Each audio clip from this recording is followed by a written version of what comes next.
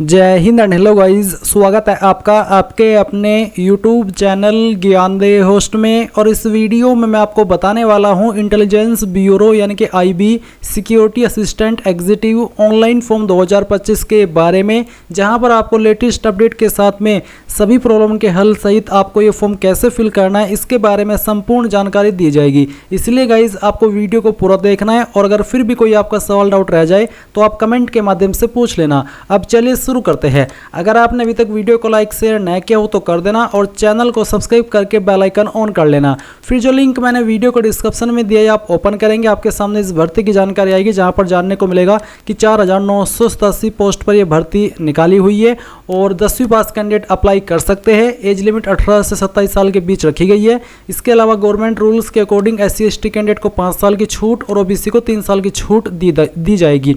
Salary आपको 21,700 रुपये से लेकर के 69,100 रुपये मिलेगी। एंड फीस यहाँ पर जनरल OBC EWS के लिए 650, SC ST विकलांग और फीमेल इनके लिए 550 रुपये फीस रखी गई है। एंड मैं आपको फिर से बता दूं कि आप इस फॉर्म को 17 अगस्त 2025 तक भर पाएंगे। फिर आप यहाँ पर कैटेगरी वाइज और यहाँ पर आपकी state wise vacancy and category wise vacancy देख सकते हैं। अप्लाई करने के लिए 10वीं पास की योग्यता, साथ ही आपको बोला है कि आपके पास डोमिसाइल सर्टिफिकेट होना चाहिए उस स्टेट का जिस स्टेट में आप अप्लाई कर रहे हो। इसके अलावा जिस स्टेट में आप अप्लाई कर रहे हो उसकी जो लोकल लैंग्वेज है वो भी आपको आनी चाहिए। अब कौन सी स्टेट की क्या क्या लोकल लैंग्वेज है वो आप यहाँ पर चेक कर सकते हैं। इस टेबल में आपको यहाँ पर सभी SIB की लोकल लैंग्वेज दी गई है। अब आप सभी इन्फॉर्मेशन चेक करने के बाद अगर इसमें एलिजिबल है और इंटरेस्टेड है और आपने अभी तक फॉर्म नहीं भरा तो आप अप्लाई कैसे करेंगे वो जान लीजिए। आप इंपॉर्टेंट लिंक्स के सेक्शन में आएंगे और अप्लाइंग ऑनलाइन लिंक ओपन करेंगे। अब गाइज आपके सामने यहाँ पर कुछ ऐसा इंटरफेस आएगा जैसे कि आप वीडियो में देख सकते हैं। बेसिकली ये आपका अप्लाई पोर्टल है जहाँ से आपको अप्लाई करना है। आप यहाँ पर भी आपकी इंपॉर्टेंट डेट्स और जो आपका एडवर्टाइजमेंट है यहाँ से डाउनलोड और रीड कर सकते हैं। अब यहाँ पर जैसे आप आए और ये वेबसाइट सही से ओपन हो जाए तो आपको रजिस्टर इसके ऊपर क्लिक करना है। देन आपके सामने यहाँ पर प्रोसेसिंग होकर के कुछ ऐसा इंटरफेस आएगा जैसे कि आप वीडियो में देख सकते हैं। यहाँ पर जैसे ही आपके सामने पेज ओपन हो तो आपको सबसे पहले आपका फुल नेम एंटर करना है। ये जो आप नाम एंटर करेंगे आपका ये आपका 10th के सर्टिफिकेट के अकॉर्डिंग होना चाहिए। फिर आप आपका मोबाइल नंबर डालेंगे, मोबाइल नंबर को दोबारा डाल करके वेरीफाई कर देंगे। अल्टरनेट मोबाइल नंबर के अंदर अगर आप कोई अन्य नंबर देना चाहते तो आप यहाँ पर डालेंगे, नहीं तो आप चाहते इस ऑप्शन को खाली छोड़ सकते हैं। फिर आप आपका ईमेल एड्रेस डालेंगे, ईमेल एड्रेस को दोबारा डाल करके वेरीफाई कर देंगे। उसके बाद गाइज यहाँ पर पूछा है डोमिसाइल स्टेट यूनियन टेरिटरी, कौन सी स्टेट के आप स्थायी निवासी है वो स्टेट आपको सेलेक्ट कर लेनी है। फिर आप यहाँ पर देखेंगे subsidiary intelligence bureau SIB applying to, जो भी आपकी स्टेट है उस स्टेट के अंदर जो SIB है तो आपको सेलेक्ट करना होगा कि मैं अपनी इस स्टेट में जो मेरे पास SIB आ रही है इनमें से इस SIB के लिए अप्लाई करना चाहता हूं, तो आपको वही SIB सेलेक्ट कर लेनी है। अब जैसे कि मैंने मेरठ सेलेक्ट किया, उसके बाद में आप देखेंगे कैटेगरी, तो जो भी आपकी कैटेगरी है जैसे कि जनरल OBC SC EWS जो भी है वही आप सेलेक्ट कर लेना। उसके बाद पोस्ट नेम आपका है सिक्योरिटी असिस्टेंट एग्जीक्यूटिव, ये आप सेलेक्ट कर लेंगे और पोस्ट कोड यहाँ पर आपको दिया है। अब आप जनरेट OTP इसके ऊपर क्लिक करेंगे। अब गाइज आपके नंबर और ईमेल दोनों के ऊपर OTP गया है। आप पहले आपका मोबाइल वाला OTP यहाँ पर डालें और वैलिडेट के ऊपर क्लिक करके इसको वैलिडेट कर दें। फिर आपको ईमेल चेक करनी है, जो OTP मिला वो यहाँ पर डालना है और वैलिडेट के ऊपर क्लिक करके इसको भी वैलिडेट कर देना है। अब आप यहाँ पर आई एग्री इसके ऊपर क्लिक करेंगे। ये जो सिक्योरिटी कोड आपके सामने आ रहा है ये आपको यहाँ पर एंटर करना है और उसके बाद में रीवेरीफाई इसके ऊपर क्लिक करना है। इसके ऊपर क्लिक करने के बाद जो भी इंफॉर्मेशन अभी आपने भरी वो आपके सामने है, आप इनके ऊपर टिक कर देना और इनके ऊपर टिक करने के बाद में आप यहाँ पर नीचे सबमिट के ऊपर क्लिक करेंगे, यहाँ से आई एग्री करेंगे और एक बार ओके कर देंगे। ओके करने के बाद में आपका जो रजिस्ट्रेशन है वो सक्सेसफुल हो जाएगा। तो आप यहाँ पर देख सकते हैं कि आपका रजिस्ट्रेशन हो चुका है और अभी आपको क्या करना है, आपको यहाँ पर गो टू एप्लीकेशन इसके ऊपर क्लिक करना है। फिर से आपके सामने प्रोसेसिंग होगी तो इसको होने दीजिएगा क्योंकि यहाँ पर आपको बेस्ट ब्राउजर रिकमेंड किए जाते हैं। जैसे ये कंप्लीट हो आप यहाँ पर नीचे की तरफ आएंगे और आपकी बाकी की इन्फॉर्मेशन फिल करेंगे। जैसे कि जेंडर आपको सेलेक्ट करना होगा, फिर आता है डेट ऑफ बर्थ, तो जो भी आपका डेट ऑफ बर्थ है वो आप सेलेक्ट कीजिए, पहले ईयर फिर मंथ और उसके बाद में डे, तो आपका डेट ऑफ बर्थ आ जाएगा। देन यहाँ पर नेशनलिटी के अंदर ए सिटीजन ऑफ इंडिया आप सेलेक्ट कर लेंगे और आपको बोला है domicile certificate is to be submitted at the time of document verification, यानी कि डॉक्यूमेंट वेरिफिकेशन के टाइम पर आपको आपका डोमिसाइल सर्टिफिकेट देना होगा। अब आप नीचे की तरफ आएंगे और आपसे पूछे do you have domicile certificate for the SIB you are applying for, जिस SIB के लिए आप अप्लाई कर रहे हैं क्या आपके पास उसका निवास प्रमाण पत्र है, अगर है तो यस, अगर नहीं है तो आप नो करेंगे। और गाइज अगेन मैं आपको बता दूं कि जिस भी SIB के लिए आप अप्लाई कर कर रहे हैं उसका आपके पास निवास प्रमाण पत्र होना चाहिए। अब इसके बाद सवाल आता है सिलेक्ट योर लोकल लैंग्वेज। तो जो भी आप SIB के लिए अप्लाई कर रहे हो उसकी जो लोकल लैंग्वेज है उसके विकल्प आपको यहाँ पर देखने को मिल जाएंगे। इसके बाद में गाइज आप यहाँ पर देखेंगे, अगर मैं इसमें यस करता हूँ कि मैं उसी SIB का निवासी हूँ तो भी आपके सामने यही वाला इंटरफेस आएगा जैसे कि आप वीडियो में देख सकते हैं। अब आप क्या करेंगे, आप यहाँ पर नीचे की तरफ आएंगे और आपकी बाकी की इन्फॉर्मेशन फिल करेंगे। तो आपका जो फादर नेम है वो आपको यहाँ पर एंटर कर देना है, ये भी आप 10th के सर्टिफिकेट के अकॉर्डिंग फिल करना, और फिर आपको आपकी माता जी का नाम यहाँ पर डालना है।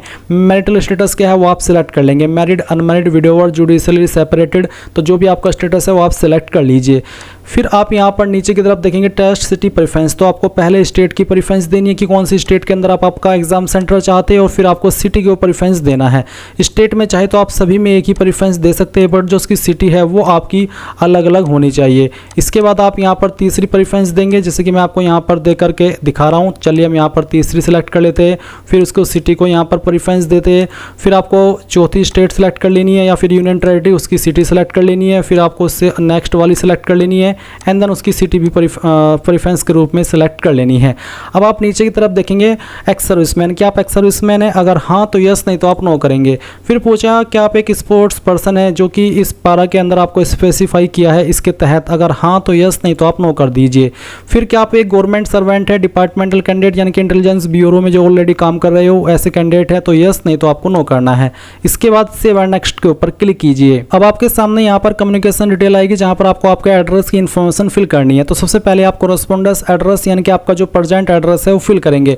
तो आप यहाँ पर लाइन 1 और 2 के अंदर जो भी आपका एड्रेस है वो लिख देना, और फिर आपको कंट्री में इंडिया सेलेक्ट कर लेना है, और उसके बाद में जो आपकी स्टेट है वो आप सिलेक्ट करेंगे। फिर आपकी जो डिस्ट्रिक्ट है वो आप सिलेक्ट कर लेंगे एंड देन जो आपका पिन कोड है वो भी आपको यहाँ पर डाल देना है। अब एक सवाल है कि क्या आपका permanent address correspondence address same है, अगर दोनों एड्रेस सेम ही है तो यस कर देना, अगर अलग अलग है तो नो करके अलग से अपना नीचे परमानेंट एड्रेस भर देना, और फिर सेव एंड नेक्स्ट के ऊपर क्लिक करना। इसके बाद आपके सामने क्वालिफिकेशन डिटेल आएगी, तो आप देखेंगे मैट्रिकुलेशन यानी कि 10वीं की इन्फॉर्मेशन, तो 10वीं आपने किस बोर्ड से की है उस बोर्ड का नाम आपको यहाँ पर एंटर करना है, किस महीने और किस साल के अंदर पास की है वो आपको यहाँ पर सेलेक्ट कर लेना होगा इस तरह से। और उसके बाद में आप यहाँ पर देखेंगे स्कूल इंस्टीट्यूट नेम, तो कौन से स्कूल कॉलेज से की है उसका नाम भी आपको यहाँ पर एंटर कर देना है, जहाँ से भी की है उसका पूरा नाम आपको कॉलेज का लिखना होगा। सब्जेक्ट कॉम्बिनेशन, क्या क्या सब्जेक्ट आपके पास 10वीं के अंदर थे उन सभी सब्जेक्ट के नाम आपको यहाँ पर लिखने हैं, चाहे आपके पास 5 सब्जेक्ट थे चाहे फिर 6, सभी के नाम आपको यहाँ पर लिखने होंगे। मैं आपको डेमो के लिए यहाँ पर 3-4 सब्जेक्ट के नाम लिख करके दिखाया हूँ, आपको यहाँ पर आपके सभी सब्जेक्ट लिखना है। क्वालिफाइड में आप पास सेलेक्ट कर लेना, फिर आपको यहाँ पर इसमें बताना कि आपके नंबर परसेंटेज में थे या फिर CGPA, अगर CGPA है तो आप यहाँ पर आपकी कितनी CGPA आई थी वो लिखेंगे, और कितने में से आई थी वो यहाँ पर टोटल CGPA में लिख देंगे। पर अगर आपके नंबर परसेंटेज में थे तो परसेंटेज सेलेक्ट कर लेना, कितने नंबर आपको आए थे वो आप यहाँ पर एंटर कर देना, और कितने में से आए थे वो आप यहाँ पर मैक्सिमम मार्क्स के अंदर एंटर कर देना, परसेंटेज आपकी कैलकुलेट कर ली जाएगी। अब आप देखेंगे इंटरमीडिएट, तो अगर आपने 12वीं भी की है तो आप 12वीं की इन्फॉर्मेशन भी सेम तरीके से भर सकते हैं, नहीं की है तो आप खाली छोड़ देना, क्योंकि इस पोस्ट पर अप्लाई करने के लिए कंपलसरी रूप में 10वीं ही मांगी है। पर अगर की है तो आप यहाँ पर सेलेक्ट कर लीजिए कि किस साल के अंदर पास की है, फिर आपने कौन से स्कूल कॉलेज से आपकी 12वीं की है उसका नाम आपको यहाँ पर एंटर करना है। सब्जेक्ट आपके पास 12वीं के अंदर क्या क्या थे उन सब्जेक्ट के नाम भी आपको यहाँ पर एंटर कर देने हैं, चाहे 5 थे, बेसिकली 5 ही होते हैं 12वीं के अंदर। क्वालिफाइड स्टेटस बताना होगा, इसमें पास सेलेक्ट करना, नंबर किसके अंदर थे वो सिलेक्ट करना, अगर परसेंटेज तो कितने नंबर आए थे वो आप यहाँ पर एंटर करेंगे, कितने में से आए थे वो आप यहाँ पर डाल देंगे। फिर कोई अन्य क्वालिफिकेशन है तो उसकी भी जानकारी भर सकते हैं, नहीं तो खाली छोड़ देना, यानी कि इसको नहीं भरना है।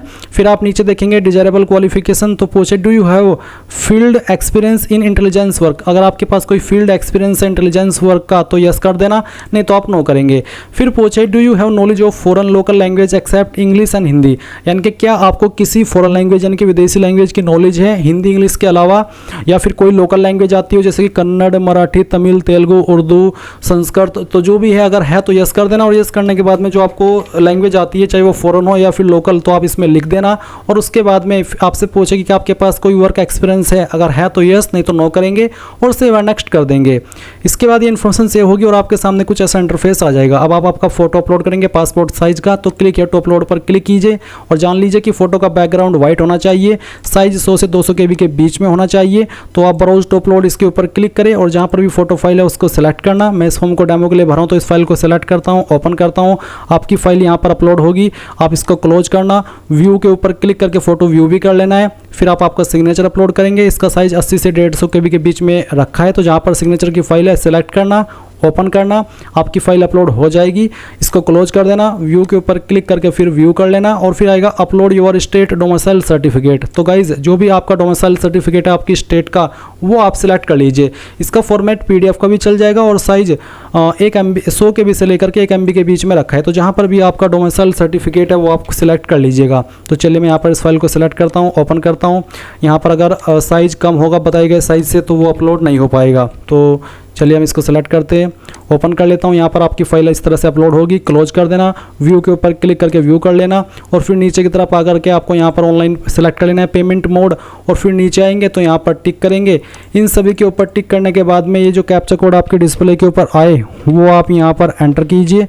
प्रीव्यू के ऊपर क्लिक करके जो भी जानकारी शुरू से लेकर अभी तक भरी है उनको चेक कर लीजिए। जब आपको लगे कि सभी जानकारी सही है तो ही आपको सबमिट करना है, फिर आई एग्री करना है। अब आपको पेमेंट के पेज पर ट्रांसफ़र कर दिया है। आप आपकी fees SBI net banking, SBI debit card, UPI, other bank net banking, other bank debit card और SBI ब्रांच या क्रेडिट कार्ड, तो जिस माध्यम से फीस जमा करना चाहते हैं वही सेलेक्ट कर लें। अगर UPI सेलेक्ट किया तो बताना आप UPI ID के माध्यम से करना चाहते हैं या फिर QR कोड। UPI ID तो आप UPI ID डालेंगे और कंफर्म करेंगे। अगर QR कोड तो QR कोड सेलेक्ट कर लेना, फिर आपके सामने QR कोड आएगा, इसको स्कैन करके आप आपकी फ़ीस जमा कर देना। तो कहने का ये मतलब है कि जो माध्यम से आपको फ़ीस जमा करनी है वो आप कर सकते हैं और जैसे फ़ीस जमा हो जाएगी और सक्सेसफुली अपडेट होगी तो ही आप अपने फॉर्म का फाइनल प्रिंट आउट ले पाएंगे और तभी आपका फॉर्म फाइनल सबमिट माना जाएगा।